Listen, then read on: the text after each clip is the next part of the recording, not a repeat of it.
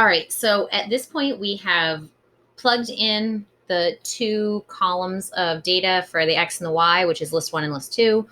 We then found the column for the residuals. We also found the square of the residuals, and then we used checksum to find the sum of the square of the residuals. Now, remember, that number really doesn't mean much unless we're comparing it to something.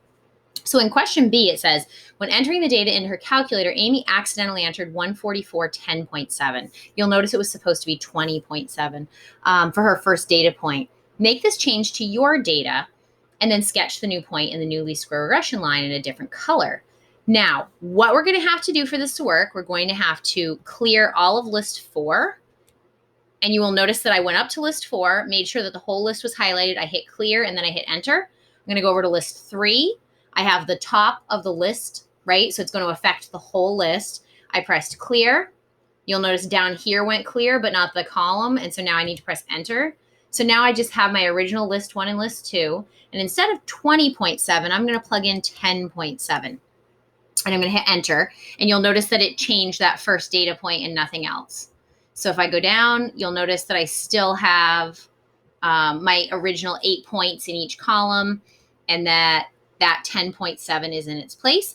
And now I would need to go through and actually go back up here to my y equals, because it still has that original one stored, and I would need to clear that original equation. I'd go up to plot 1. I turned it off. You'll notice it's flashing. It's not solid. And then I'm going to go second y equals. And now that I've changed all the data, I'm going to turn it back on again as a scatter plot. And I'm going to check my graph, and you'll notice that there's this one rogue point that's way over here. And it's asking, would you consider this point to be an outlier?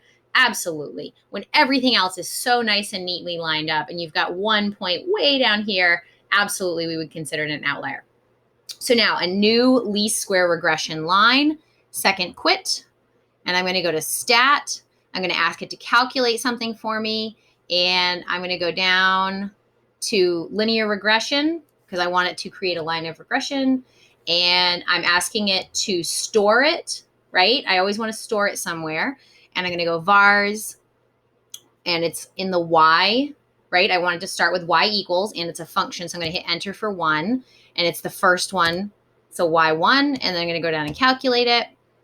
And you will notice that these coordinates have changed, or should I say the values of the equation, not the coordinates, 7.49 instead of 1.66, and 0.06 for my slope instead of 0.13.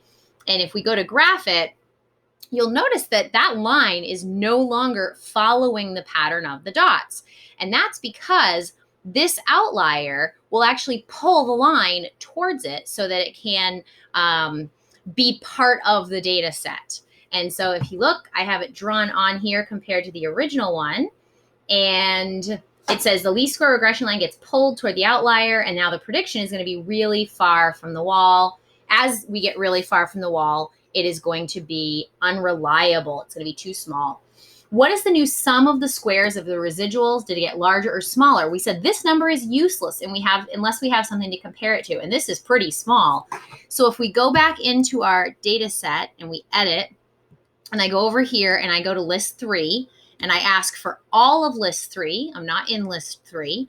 I'm going to go second stat, and I'm going to ask it to fill it with the residuals. Enter. And then I'm going to go over to list 4 up to the very top. I'm going to ask it to fill all of list 4, second stat, with the residuals squared. And the great part of this is really review. We've done all of these parts. And now that I've got them all filled in, I'm going to go second quit, and I'm going to go second catalog and go up from the bottom because I want the sum of list 4 so that I can compare it to that 0.599. And the sum of the squares of the residuals, ooh, I'm close. I'm almost there.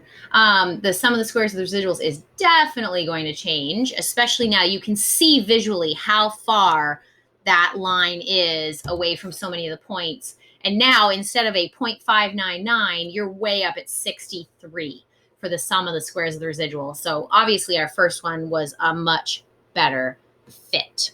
So I'm going to stop this because the one on the back is a completely new set of data, and you don't want to sit and watch me type all the points in, but you will rejoin me in part 3 in just a moment.